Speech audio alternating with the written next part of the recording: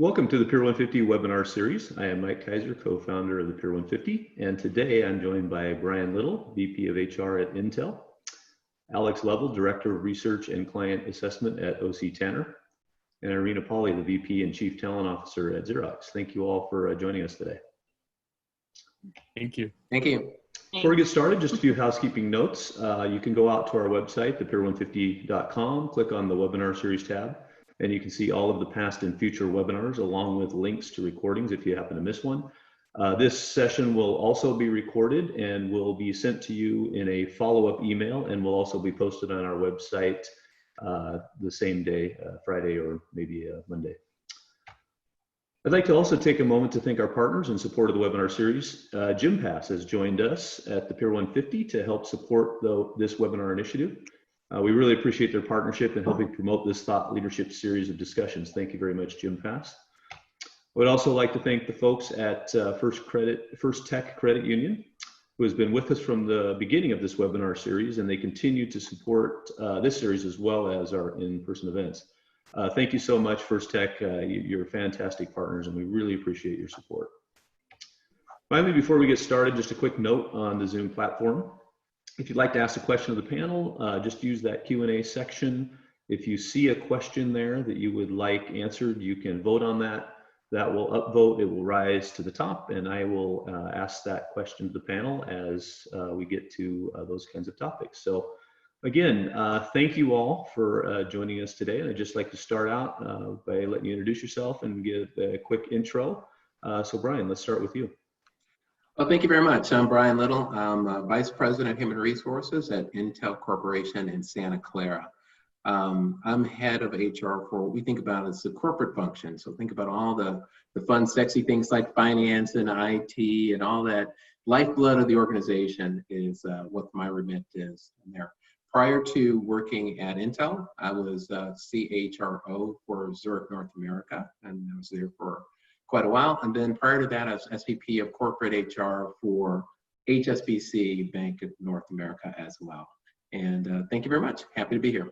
Thanks, Brian. Alex. Thank you. Well, I'm excited to be here with everybody. My name is Alex Lovell. I'm the Director of Research and Data Science at the OC Tanner Institute, where I focus on culture, employee experience, generational change, and inclusion. My background, I'm a political sociologist that specializes in the application of field theory to intra and intercompany and organizational dynamics, which is just a fancy way of saying I look at how people interact.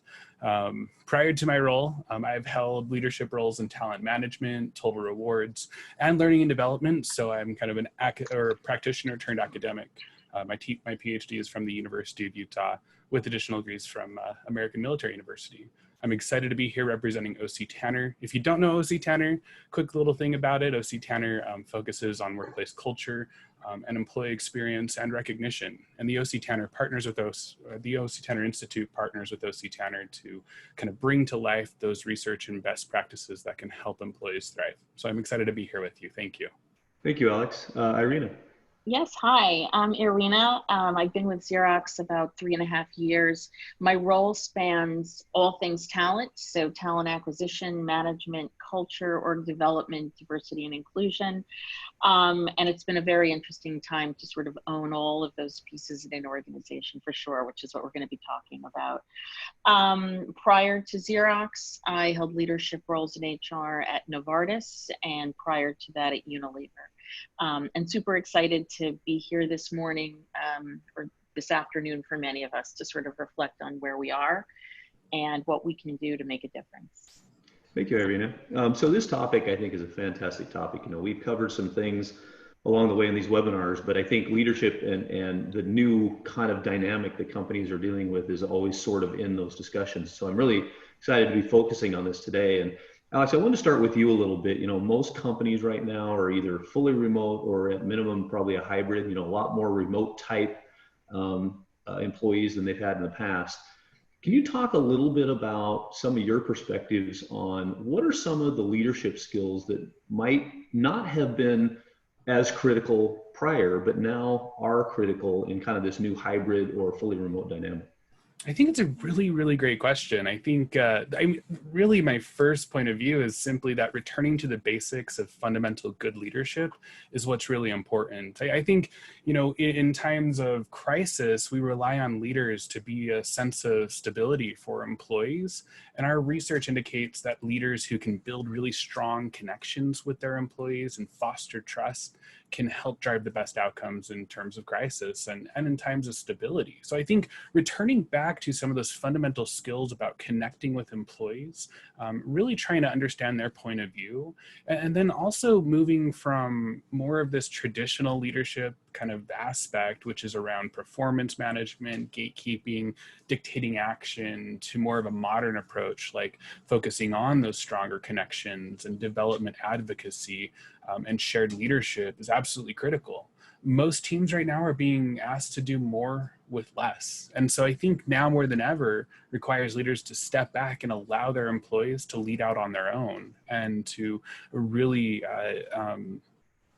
own their areas of expertise and drive the kind of momentum and projects forward, where the leader just doesn't have the time to be so in the details. I think that truly has become one skill that has popped up time and time again in our work with many different organizations. Is the best organizations have leaders that can just let their employees do what they're best at and support them rather than just tell them what to do.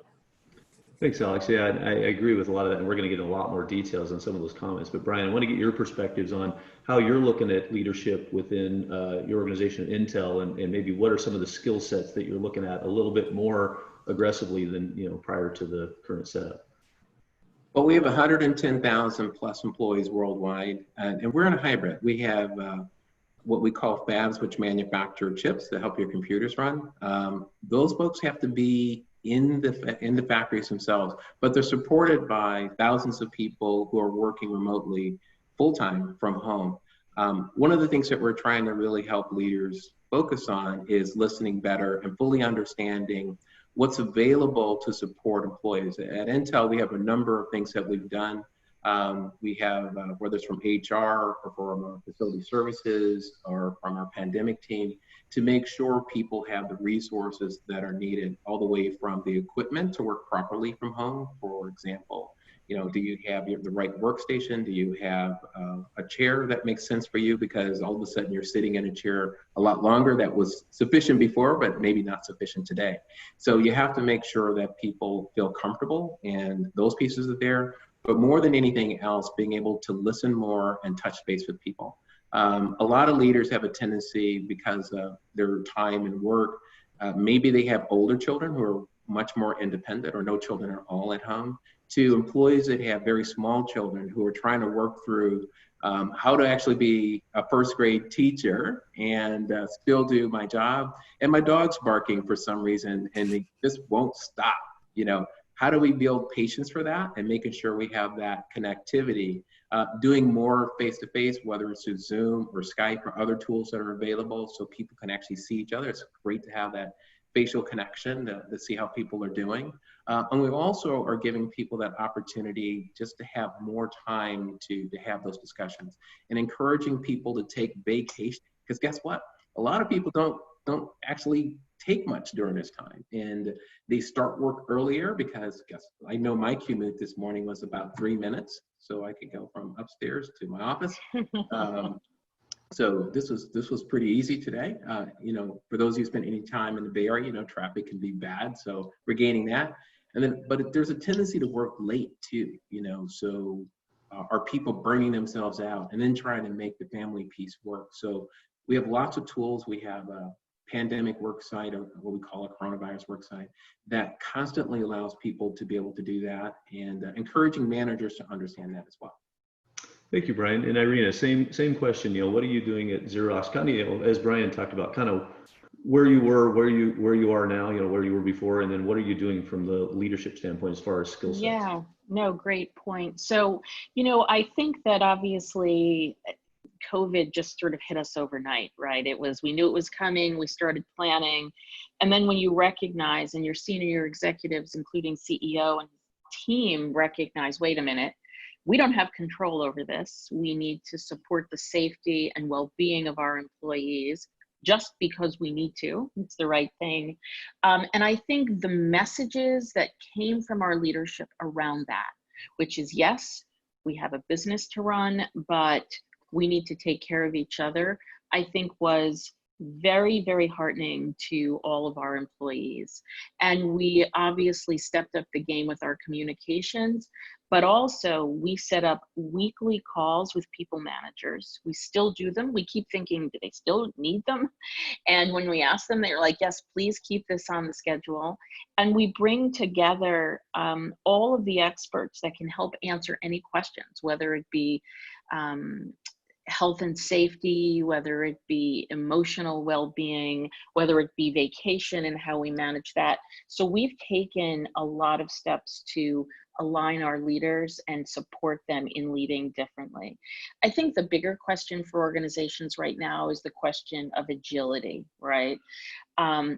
This time in many ways is almost like a petri dish of experimentation where we can actually identify who are the leaders who are most agile, who are the ones who are most forward thinking. Even without us providing any support around that, you can see who's stepping up, who's working differently, who is actually moving people to work on projects that will really matter versus steady state. So I think those are the key things that will be important as we move forward, and our ability to assess that now is critically important. Thank you, Irina. And Alex, Irina brings up some good points, and I want to talk about, underlying everybody's comments was about communication and really the authentic conversations that you need to have with employees to build trust and things like that, I think are critical. That can be really challenging in this kind of environment where maybe you're in a hybrid mode or maybe you're fully remote. Instead of having the casual conversation in the office because I happen to run into somebody, they really have to be structured. Can you talk about kind of what you're seeing out there and your perceptions on how do you create some authentic conversations in this kind of an environment? It's a good question. And I will say that I don't have all the answers on that, but there are a couple of things that I've seen really work. And this is around kind of a virtual coffee hour or coffee half hour. And, as kind of simple as it sounds, what we found is when teams or organizations have just these moments on the calendar just to connect, where work is not necessarily, you're not talking about work, you're talking about maybe just personal things. You're sharing a little bit about yourself. You're sharing maybe some of the issues that you're having with this new work setup. What we found is that has created almost instantaneous connection with people. There's one really great example during kind of the throes of COVID. I don't know about you, but milk was hard to come by, and so were some other staples. And there was an employee that I spoke with that was really struggling trying to get milk. And so she needed to arrive at the grocery store right when it opened. And she expressed this at this meeting, and their team was like, well, what can we take off? Because she had a meeting during that time and all of that. She was able to kind of take off this work, and her team was able to step up and take it for her. So she was able to go get milk for her family, which, that's just one experience out of many that these types of things can facilitate. So I think, building in some time for teams, for individuals, for organizations to just get together and talk is going to be, it's not a perfect replacement for that kind of, hallway conversation, but it's something that doesn't necessarily focus in on work. Thanks, Alex. And Brian, interested in what you're doing at Intel along those lines that Alex talked about, of those informal, non-business type conversations. I think everybody's trying to implement them, and I think there's a lot of folks that are looking for creative ways to do that. Can you talk a little bit about how you're trying to incorporate that into your environment at Intel? It's maybe because we have a lot of engineers, we get like super creative. So one of the things that we do happy hours all the time. When we say happy hours, it's probably not that much drinking, but I don't want to vouch for that. Never happens. But what we wind up doing is doing creative things. Like we'll have scavenger hunts. We will do all sorts of things that, whether it's brain teasers or that kind of thing, just to make it a little bit more fun and more interesting. But the method to the madness for us is getting to know people better in a very authentic way about who they are, what makes them happy. We're actually learning a lot about their family history or their own personal life story, and being able to bring that forward through these methods. And we try to do this from the top down. Our CEO, Bob Swan, We've all gotten to know him a lot more personal over this time frame because of the connections that he makes. And then our executive leadership team has been super authentic as well, sharing things about themselves that they probably wouldn't have shared 6 months ago. To be able to talk about their own personal challenges of being in COVID, to sharing it, what's it like. I love one of our leaders who talked about being at home with 4 college-age children all of a sudden, and what that is like, and the challenges around that. But we've been pretty good at working through that. We also do quite a bit of work with our diversity and inclusion organization that we have. So we have a number of ERGs across our company worldwide, and the ERGs also find ways to make sure we bring people together and essentially be able to be a sounding board for our leaders of how things are going as well. Are we connecting to all parts of our population? Are we still as inclusive as we strive to? Are people being left out because of the isolation of being in COVID? Making sure managers touch base with every single person that works for them is something that we try to encourage and track. So making sure that touch base is there. And by doing that, I think we're actually growing to be a better company. I think all this crisis has been absolutely horrible and challenging in so many ways. We will be stronger as a result of that. We actually will learn how to manage better. Many of the things that we've been trying to do in HR for the last several years, we'll actually be able to accelerate in this environment. So we're excited about our future because of what we've learned throughout this journey. Thank you, Brian. And I think it's been consistent with the folks we've talked with. The crisis creates opportunity, right? And that's kind of a little bit what you're talking about with how you've been able to move some initiatives forward based on what's happening in today's world. Irina, a little bit, same thing as Xerox. What are you doing in that social aspect to help folks connect and create some authentic conversations? Yeah, so we provided through our manager forum lots of ideas on how leaders can connect with their people. Things like, we moved past the happy hours and more to high school pictures, baby pictures, sports teams, hats, things that really equalized people and helped them to really understand who each other was. We also have done things like talking about vacations and what people are going to do. I think it actually spurred a lot of reflection for many people who said, I'm not going anywhere. And then others talking about, what, we are going to take an RV, or we are going camping, or, here are some other ideas. I think that's provided a lot of, reflection for people and really helped them to think about how they are sort of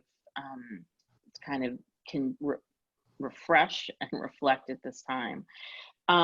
We've also focused on health a lot in terms of mindfulness, in terms of meditation, providing tools, but also, really urging people to take advantage of those kinds of things, walking dogs together, because we are recognizing that, people are not really taking the steps they used to literally. And, health is actually more primary than ever. Thanks, Irina. And Alex, I actually wanted to ask all of you this question because it is a question that comes up a lot, and it's one that was sent in by the group today. It's one thing I think all organizations are looking and saying, look, folks are at home, there's going to be distractions. We support you in those distractions, and we understand. But that doesn't necessarily mean that person can be effective and work effectively with those distractions. The dog comes and barks and you got to deal with it all the time. That can be really difficult when their performance is affected by where they're at versus just, hey, we understand, take time off and those kinds of things. Alice, can you talk a little bit about what are some things organizations can do to help, or what have you seen that organizations are doing to help people be, not just understand what they're going through, but actually help them be productive? Good question. I think there's kind of two aspects or two ways that I'll answer it. From an organizational perspective, I think one of the best things that organizations can do is to reevaluate some of their HR policies and see if those policies are kind of interacting unintentionally with some of these circumstances. For example, one employee that I spoke with had been with the company for about 9 months. And when everybody went virtual, everybody was kind of expected to purchase some, office equipment for themselves and things like that. And her entire team was able to and receive reimbursement, but because she was not with the organization for 12 months, she was not able to receive reimbursement for that. And that did not set her up for success immediately. And in fact, that was such a detractor. So I think their organizations should be really intentional about kind of revisiting, reevaluating some of these organizational policies that govern work at home, that govern kind of how you log into work, what times you're supposed to be available. So from an organizational perspective, I would probably start there. From a leadership perspective, my biggest piece of advice, and the one thing that I found to be incredibly impactful, is to just default to empathy and patience, and default to just asking people about how they're doing, what is holding them back, what they need to succeed. And then also just as a leader, sharing where you're at. Just a personal example, I remember with my team, I was like, look, y'all, I'm struggling today and I'm struggling this week. It's just hit me that we're going to be here for a long time. And, one of the reasons why I kind of shifted my career was because I didn't want to work from home full time. Imagine that. All of a sudden I realized I had an ambivert kind of personality and I need some human interaction.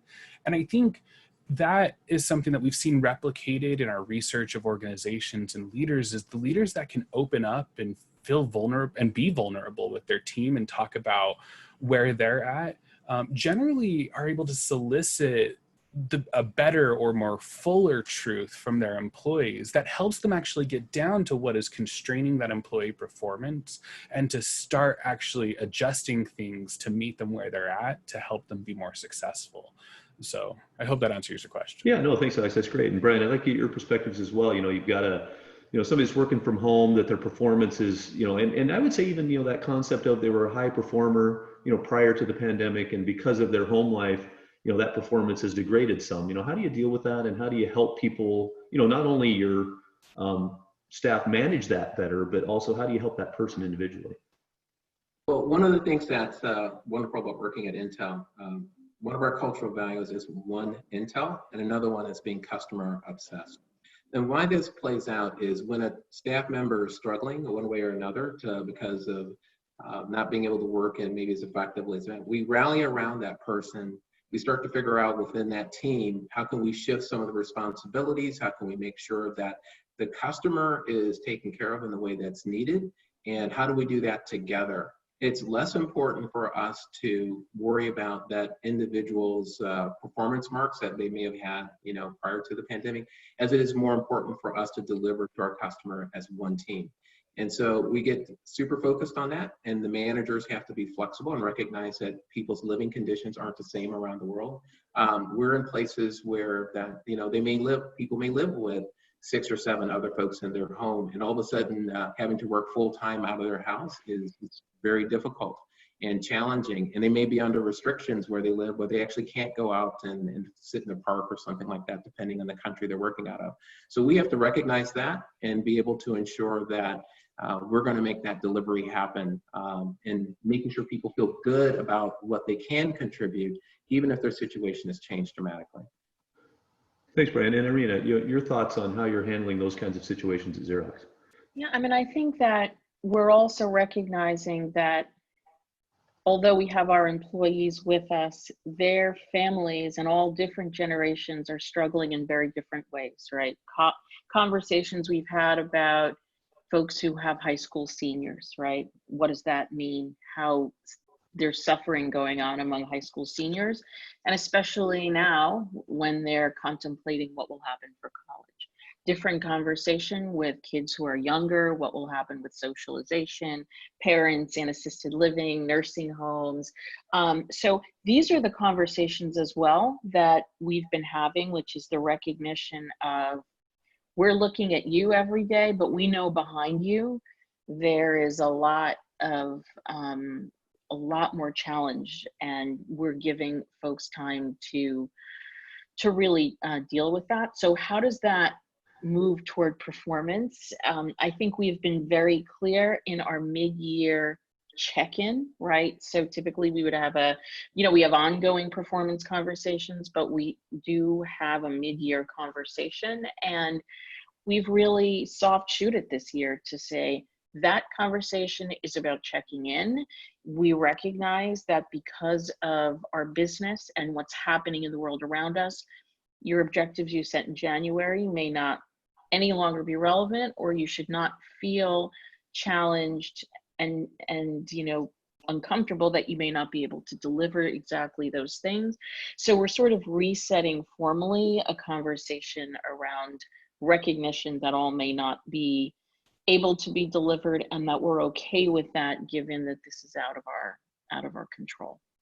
Thanks, Irina. So Alex, shifting gears a little bit, I want to talk about, the leadership within an organization. So, there's a lot of, organizational managers, directors, or whatever that are, leading people that their skill sets may be very well connected to the new world, the hybrid remote world. There may be some leadership styles that aren't, and folks that have had their tried and true ways of getting their team to perform and things like that, that may not transfer to the current world today. That's a challenge for a lot of organizations to, first of all, help those folks maybe create new styles of management or new styles of leadership. What are some things that, you've seen that maybe don't work right now in this kind of world? And what are some things organizations can do to help their leaders understand what the new dynamic might look like? It's a good question. We could go so many different places with that. I think, one thing that we have found, tried and true, that doesn't necessarily work, especially in virtual environments, is often around this micromanagement.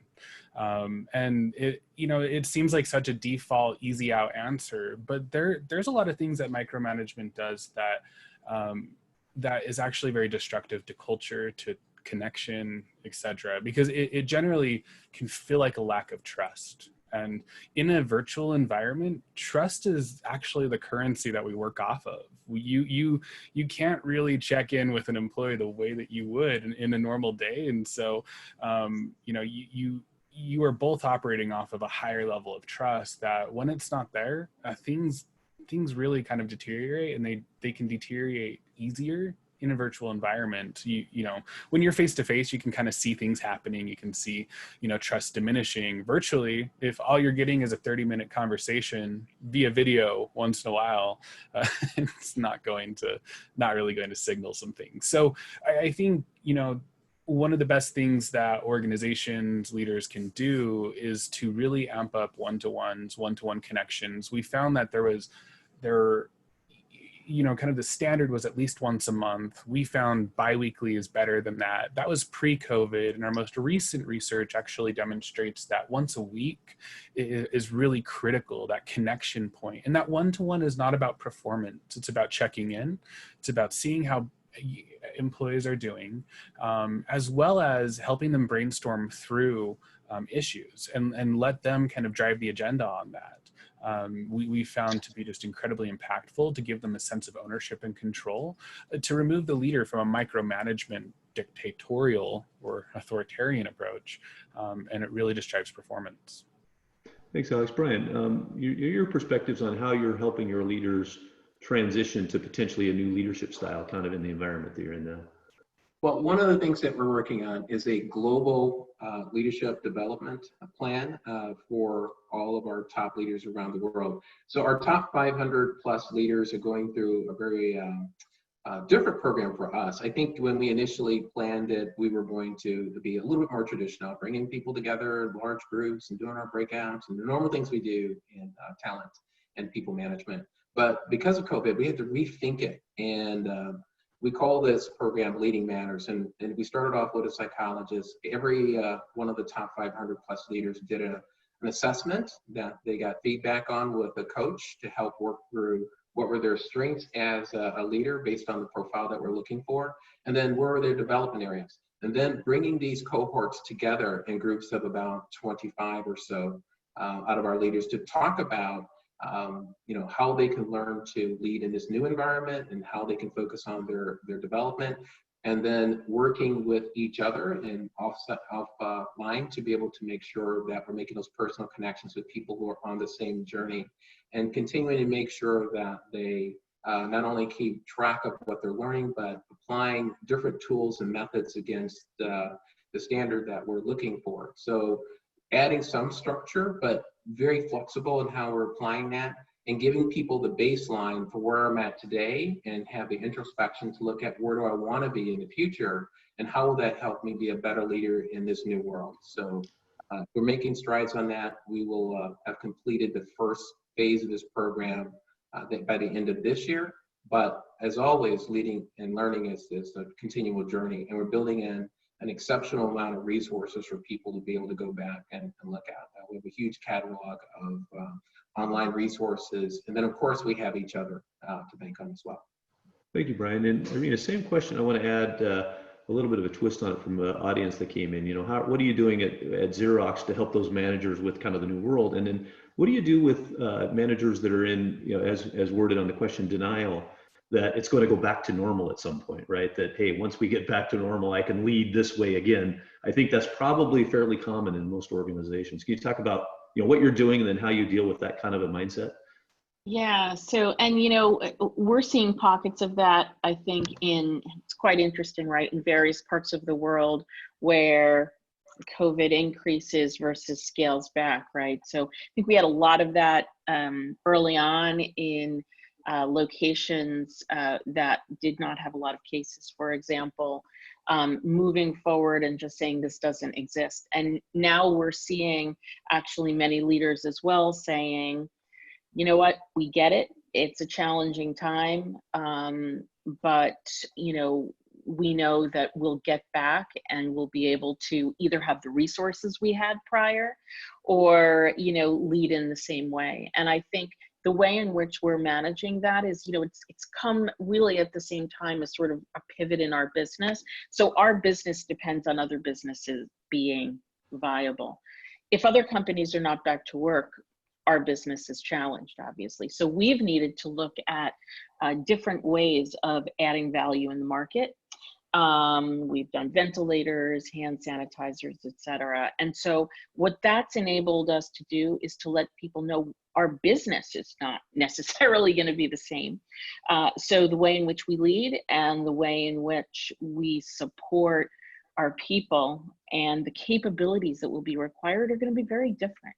So that's one thing. And then the other thing is, through some of the programs that we have currently, we have a wonderful early and career talent program, and we have loaded those folks up and their managers with, you know, how we now need to manage differently, how you be a servant leader, and that this won't go away because sort of the shifting of our business and the world around us.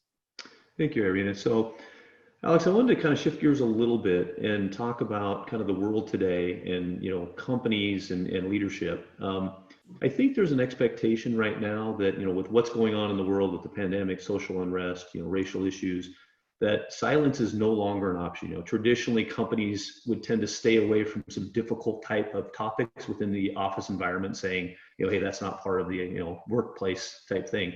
I think that's breaking down a little bit right now, but that can create a lot of challenges with leadership. And, you know, I think we'll talk a little bit about psychological safety and things like that as far as those conversations. Can you talk a little bit about that concept of what you're seeing, and maybe a little bit about how should managers and executives approach some of those conversations that may have been in the past a little bit taboo? It's a very important question. I think part of this is we're in such an like transformative stage from an organizational perspective, but even individually, societally, everything is in flux. And I think we have a really good opportunity to shape what this normal looks like, and to reshape what a lot of these things mean at our organization. You can think of even just a nice safe subject just for now, and then I'll go into the unsafe territory. But, you know, think about safety, for example. Safety kind of pre-COVID was, you know, often measured in terms of workers' comp claims and injuries and accidents. And that has transformed just in a few months to a greater need of preparedness, for example, example, from an organizational perspective, a reconceptualization of sick time and being sick at work versus, not being sick at work. And, I've been that offender that has gone in with a cold, and that's no longer acceptable. And creating a culture that kind of discusses why is critical. I think that leads me into what we need to do from an organizational and cultural perspective, is that it is no longer okay to just let things go on silently. And there has been a lot of inequity for a lot of different people in a lot of different ways that have often been very invisible, or not, right? And we should welcome these types of conversations. Oftentimes they've been uncomfortable, and they kind of, they're risky sometimes. And so the natural inclination is to shut down those conversations. But if we really want to get to a future state where our organizations are more inclusive and better prepared to serve both customers and employees, those conversations have to happen. So leaders need to create psychologically safe teams. That's not just me jumping on a bandwagon of a buzzword or buzz phrase. Those are where really true, authentic conversations about what is going on and what people are experiencing can happen. Another aspect to that is, I mentioned it a little bit earlier, and I'll mention it again, is the leaders actually sharing their own experiences. And by doing so, then ask for their employees to share their experiences. It creates a different dialogue where blind spots between two people can start to be uncovered. And then we can have a better conversation about how we can move forward when we're truly giving all of what we can to the other person. And the last thing I'll just mention here is that teaching leaders and employees the importance of intersectionality and what that even means really creates a level of self-awareness for those conversations to even happen. We often think in terms of these big kind of broad brush categories of things, and don't really think about how those can interact. And how those can cause people to have a vastly different employee experience and work background that they may not feel comfortable sharing. So by driving that self-awareness, I think we can really drive a lot of impact there. Yeah, thank you, Alex. And Brian, curious on your thoughts around this topic of kind of those taboo topics and how they get integrated into an organization, especially maybe your perspectives on when you're at Zurich, which is maybe a more conservative type organization, versus Intel, which may be a little less conservative, and how you're looking at that as how that plays out. Yeah, in my previous employer, very cautious in some of the discussions in terms of just really, it's just think about it as a global company headquartered in Switzerland. It took on a little bit of the flavor of how discussions would happen from that perspective. So I think it's not that it was slow or anything, because I think that company was exceptionally brave on many of the topics that they were able to do, holding large global diversity conferences, engaging members from all over the world, taking on some of the tough topics, but within the culture of the company and how that works. Intel has a different culture. Technology companies have a tendency to be a little bit more freewheeling in what people are able to discuss at the workplace. But I would say one of the big differences that I've experienced here at Intel is the openness around talking about race. We have really talked about this in a way that I would consider best in class, world leading in many ways. Honest, open conversations about it. Talking about race is difficult at any point in time, but having listening sessions from the CEO down, not just to hear what employees are saying, but to do something about it, to create a better culture, to make sure that not only it's inclusive in Intel, but part of our focus is to make the world better through everything that we do, not just at Intel. So being able to reach out to community organizations, supporting what's happening not only in where we are today, but being one of the organizations that's committed to support for people who really want to understand this. We do say Black Lives Matter at Intel. A lot of companies don't say that. You won't hear CEOs actually saying that verbally, or it's a carefully scripted type thing where people are worried about how that's going to be perceived. Not every single employee inside of Intel agrees with our position too. And we are okay with that because, we're all learning together and we're trying to understand how to make the world better. And we're not always going to arrive at the same place at the same time. We encourage our managers, number one, don't ask other people to be your educator all the time. One of the things that sometimes really goes backwards in the discussions with race is, for the leader, if the leader, for example, is a white male, to ask an underrepresented minority to teach me about all the things about your group. That's unacceptable. You got to do your homework. Go out and read, understand, whether it's reading books like White Fragility and other things that are out there. Come to the discussion with some knowledge, and then understand how you, regardless of your gender or your race or anything, what do you know about other people? And do some homework, go outside and talk to some folks, but don't expect your employees to teach you everything. And I think at Intel, we've learned that, and I really give our leaders a lot of credit for educating themselves about others.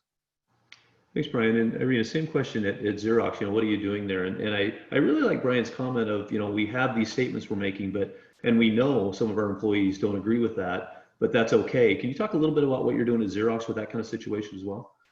Yeah, so we had similar to what Brian talked about, learning and listening tours. Our executives at the most senior levels attended nearly every single one of those. And we touched, out of our about 26,000 employees, we know that we had about 4,000 on these calls and sort of engaging. So we also know that there weren't people who were with us engaging in these conversations. We have been, really, really out there with listening, having people be honest. Our executives have talked a lot about, wow, I thought I understood, I actually didn't. And I'm very different from listening to all of you. Again, similar, we're okay as for different points of view. Our job is to educate, help to shape a global strategy, one that works for our employees in the company, and one that also helps us to make a difference externally. Thank you, Irina. Alex, I want to talk a little bit about psychological safety, and the idea that I've got a manager that I've kind of said, hey, here's the directive we have from the company. Here's what we believe, or maybe an employee requests to have a difficult conversation.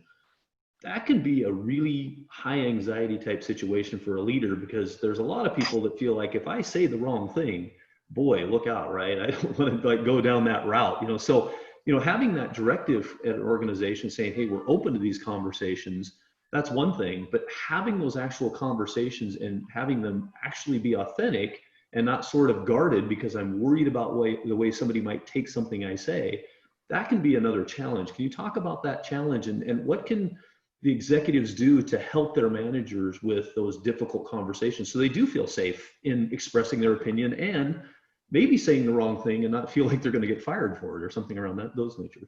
Well, I think especially when it comes in the context of a lot of these difficult questions, I think coming to a fundamental understanding that it's okay to be wrong as long as you're kind of in this idea of self-discovery is something that you kind of have to work to do. It's, our society has just in general has vilified being wrong and disagreement to some, perspective. But I think when people really set boundaries around the conversation of, hey, I've, to Brian's point, I have done some of my research. I'd like to share some of my experience, but I'd also like to hear from you.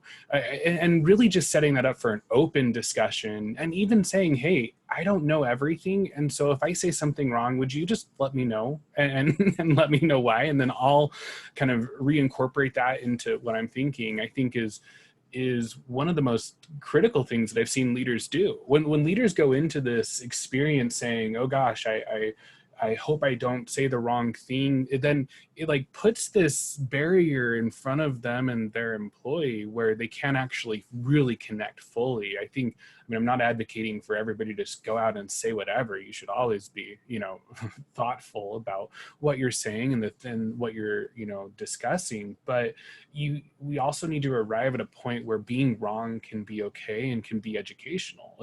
It's like that idea that always gets said, but is still so unpopular in many organizations, where it's okay to fail, right? It's actually a very similar kind of mindset where some of your best learning opportunities are when you were wrong and you've had the ability to kind of move through that process and come out the other end with a very different perspective. Thanks, Alex. And Brian, same question on your thoughts around that, topic of having these difficult conversations and that fear of, I kind of call it risk adverse, right? I'm going to really kind of go down the middle road here because I don't want to tell people what I think one way or the other because that may be frowned upon.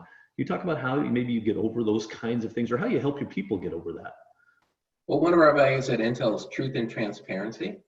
We want to create an environment where people feel psychologically safe to raise issues, not just around the matters of the day, but always in being able to do that. So there's, I would say there's definitely training, but we also measure that as part of how we assess people. So we have a manager feedback tool that we use that actually ask our employees about, do they feel their manager is truthful and transparent on there? And then managers can start working on having a plan towards that. But building that skill makes it easier to have these conversations because if you've worked on having that environment where people feel very safe, you can, as Alex said, be wrong from time to time and be able to make sure that you have a dialogue about that. And then setting that pace on not only this topic, but others to say, as a manager, I don't know everything. We're better together than we are apart. So let's be on this journey and learn from each other. But building that into our feedback tools has been very helpful. We don't do standard performance appraisals like we used to in the past.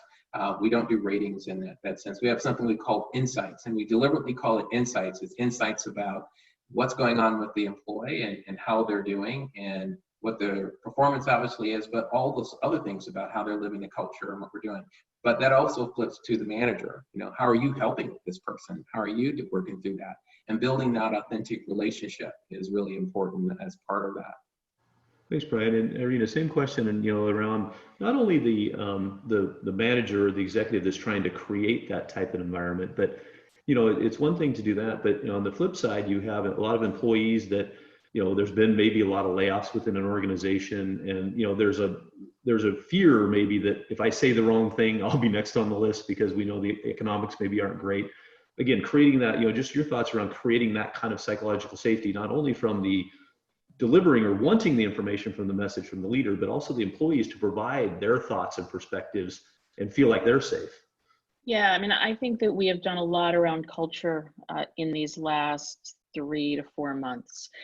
So the messages from our leaders are around we're here to support. We have done everything we can to keep our employees whole, and that we are really servant to the employees. So I would say that it's interesting because our sort of the ecosystem that we have now moved into is very much one of support.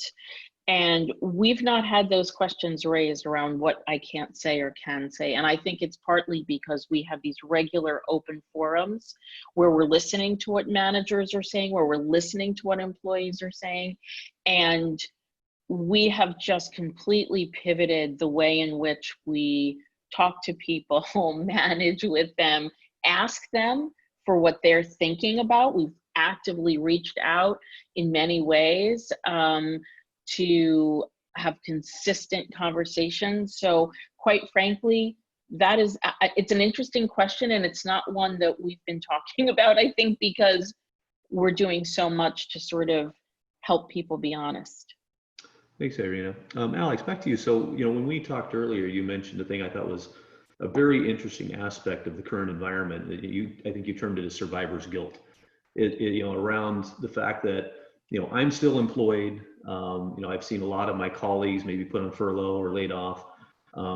Business is still going. There's still successes, but I don't want to brag. I don't want anybody to know I'm successful, or I don't want anybody to know I'm doing well.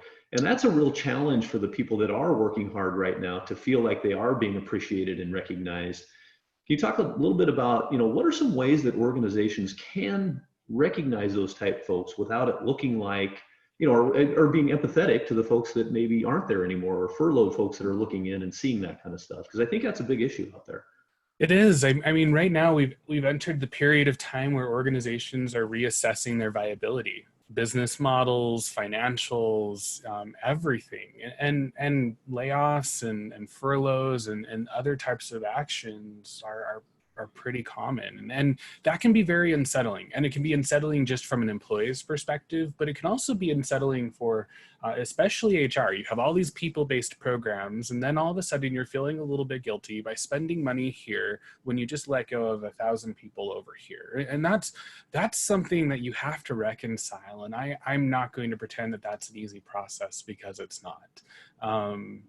But what we have found is that this is the point in time, you bring up recognition, Mike, and appreciation. This is the time where it really, truly matters, because people are scared. They're trying to give their all from just a survival perspective. They want to outperform because they don't want to be on the next on the list. And organizations need to step up and recognize them for their achievements and accomplishments, even during the worst of times for the organization, because there are successes, there are achievements, there are things that we get through. How to do that can be hard. But I think we always default to monetary recognition when we don't necessarily have to. I think the core aspect of recognition for an employee, and our research also supports this, is that it needs to be a truly personalized expression of appreciation or recognition to the employee. And from a leader's perspective, that means you have to know what your employees like and what they don't like, right? From just a personal perspective, I have an employee who's that total introvert, numbers person. And if I put them in front of the department with, a really great moment, they'll feel very uncomfortable, right? And then I have my employees that are very like, fame loving and all of that. And it's knowing these different attributes and then personalizing that moment to them, that regardless if I give you a $5 gift card or some type of cash bonus, just expressing my appreciation and how you did the work, not just that you did the work, but the process of getting it done, is what really, really matters. And so if you're struggling right now with, financial aspects of your organization and you're cutting programs, just kind of reframe what recognition is in your culture and to your organization, and start there. And focus on just creating an experience, not just some type of transaction. Thanks, Alex. And Brian, curious what you're doing at Intel as far as recognition. Is it kind of business as usual as far as the recognition and things like that, or have you altered that a little bit based on the environment? Well, this has been the strangest summer probably in all of our lives. So we have to make adjustments like everyone. We've been very fortunate that we haven't had to do a lot of layoffs and furloughs. Luckily, people still need the products and services that we have. So we've been doing that. We also have a program called Corporate People Movement, CPM, which helps us redeploy staff who've been impacted as best we can.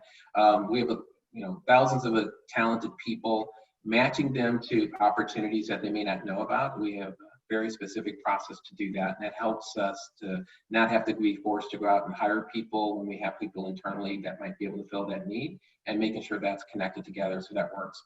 And on the recognition side, we have the formal programs, of course. A lot of you have that, where you have a tool that helps you put that recognition in place when we have that, and that's used and tracked. But ditto to Alex's point, what really matters is that personal connection, that personal sense of gratitude about what you've been able to do. And knowing that some people like it if it's more public, others are more private, and understanding that there's some flexibility on the type of things that people can do. For example, giving somebody time off, our managers have the ability to do that, to say, hey, go spend this Friday with your family and go celebrate, to finding different things that can connect to people on a personal level and working that. Alex's point is there's no one way to do it right for everybody, but having lots of tools, formal and informal, are really the trick that's real for us over here at Intel. Thanks, Brian. And Irina, same question. What are you doing at Xerox to recognize? So part of what we're focused on is developing people as we can in this moment. So we have created ways for employees who want to expand their roles, expand their work, take on new projects, learn new things. We've created a mechanism for them to be able to do that. In addition, and also linked to all of the social injustice and all of those conversations, we've also elevated that to our ERGs and the diversity question to make sure that we have visibility right now to all of the talent in the organization who are looking for more experiences. And so those are the kinds of things that we've done. And in addition to that, through the programs that we already have running, right, or things that we had a big CEO club trip that we were planning for March, we obviously backed off of that. And so we found really creative ways to keep that cohort of folks going, provided them different kinds of recognition, even we have a social media sort of blitz around each one of them. So really just recognizing the greatness of our people and helping them to continue to develop. Thanks, Irina. Alex, we have time for one more question. I want to get all your perspectives on it. One of the questions that came up, and it's talked about a lot, and Irina alluded to it a little bit with the time off and those kinds of things. A lot of folks that have been working remote now, again, lots of, concerns about job security and things like that. People are putting in long hours. It may be because of the job security, it may be because they're taking on a bigger role with, the economic situation, things like that. And there's with the pandemic, there may be no place to go for vacation, right? I'm at home and that's the only place I can vacation at. So a lot of people aren't taking time off. It's one thing for an organization to say, hey, please go use your vacation, but people are anxious about that. Can you talk a little bit about what are some things you've seen that companies are doing, or what are some ideas to get people to be, first of all, comfortable with taking time off, and secondly, actually do it, if it's looked upon as something of value by that company? Yeah, it starts with your culture. If your culture reinforces that it's not okay to take time off, then no matter what you want people to do, people won't take time off, right? And that at its core, that's where we have to kind of go, is how do we kind of reconceptualize and reframe this idea of well-being? Maybe taking time off. I'm a terrible offender of never taking time off, truly. But I also had a lot of things going when it came to self-care and seeing people and getting out in the world, even throughout my work week, right? And a lot of people do. That's how we survive. Very stressful jobs is we have things that we love to go out and do. Reframing that and now accepting that, number one, a lot of those things aren't available anymore. So it's time to use your PTO creatively. Go out and do things. I've seen organizations send lists of places that people can go and explore, or day trips, or things of that nature that has been highly impactful, because people don't obviously always know about those. And then people can start exploring them and take a day off and go see a specific nursery, for example, or a hike over in this mountain. That's a really great way to just normalize taking time off and just taking some self-care time. Thanks, Alex. Brian, your thoughts on, if you're seeing that where people are not taking time off, and then how are you trying to encourage them to do so? Well, first, at Intel, we have a long history of sabbaticals, which is very focused on being able to get away completely, because you come back refreshed and you're a lot more creative and energized if you do so. In fact, I have an employee on sabbatical now for 4 weeks, which is the short one. You can actually take those up to 8 weeks. And I haven't heard from him, don't expect to. I have no idea where he is. I know what he planned on doing, but I physically don't know where he is. And that's great because you're doing that. With that being said, there are some people that feel that pressure to keep working during this time. We had an organizational push to make sure from the CEO down that we were very clear that we wanted folks to take time off and get away. And referring back to that cultural history of when people do take that time, they come back better. So we have really strong anchors on that. We are encouraging managers to make sure that when somebody's off, they really are off work, not, I used to take a lot of faux vacations. I'm just someplace, but I'm still working, just like I was in the office, probably for years. What we're trying to do is to break that and make sure people are gone. And then we have what we call dot assignments, which essentially means that somebody gets to go do your job while you're gone. And that's great for the organization because that helps develop staff and gets people an opportunity to walk in somebody else's shoes. So we try to build in both the mechanisms and the process to ensure that we are on our way. Thank you, Brian. And Irina, at Xerox, Role what are you doing models, to help right? out? Role models for leaders. So, you know, and I saw this morning from my prior company, Novartis, CEO had a whole commentary on LinkedIn, and we're doing the same around what vacation does for the brain, for reflection, and for generation of ideas. So, you know, it's really no different than it ever was. It's really step back, take the time, whether it's in your house, whether it's outside, wherever it is, go into the garden, do what you need to do to sort of refresh yourself. So again, role model, communication, and making it happen. Thank you, Irina. Well, we are out of time, but thank you, Brian, Alex, and Irina for joining us today. Fantastic conversation. Leadership obviously is going to change, you know, as we move forward. So I appreciate your perspectives. Next week, August 7th, we're going to have a session on performance management and goal setting in this current environment. So please join us for that. And again, have a great weekend. And thank you again, Brian, Alex, and Irina for joining us. Thank you very much. Great weekend, everyone. Bye-bye. Thank you. Have a great one. Have a great weekend. Bye-bye. Bye.